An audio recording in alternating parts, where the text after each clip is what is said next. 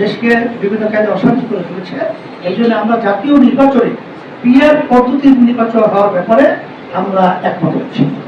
আলহামদুলিল্লাহ, এখন গণঅধিকারের সম্মানিত সভাপতি আপনাদের সাথে সাম্রাজ্যবাদ মুক্ত একটি ইসলামী কল্যাণ রাষ্ট্র তৈরির ব্যাপারে ঐক্যমত হওয়া, তাতে ফ্যাসিস্ট বা ফ্যাসিবাদ কখনোই কোনোভাবেই প্রতিষ্ঠিত না হতে পারে, এ ব্যাপারে আমরা ঐক্যমত একাত্রিত আমরা পেরেছি।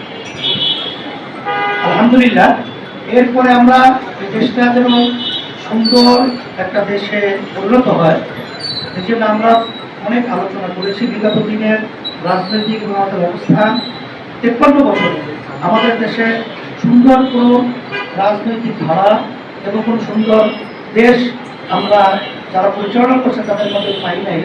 এখন আমরা যে চাইতেছি গণঅধিকার উদীয়মান একটা আলহামদুলিল্লাহ যুবকদের সংগঠন, এদের বলিষ্ঠতা এবং তাদের বক্তব্য দেশের পক্ষে আমরা প্রশংসা করেছি এবং তাদেরকে আমরা একাত্রিত হয়ে যারা দেশপ্রেমিক ইসলামিক মানবতা কল্যাণ প্রেমিক যারা রয়েছি, একাত্রিত হয়ে জাতীয় সরকারের রূপরেখা কীভাবে তৈরি করা যায় এ ব্যাপারেও আমরা আলোচনা ধারাবাহিকতা রেখেছি। সামনেও ধারাবাহিকতা চলতে থাকবে ইনশাআল্লাহ।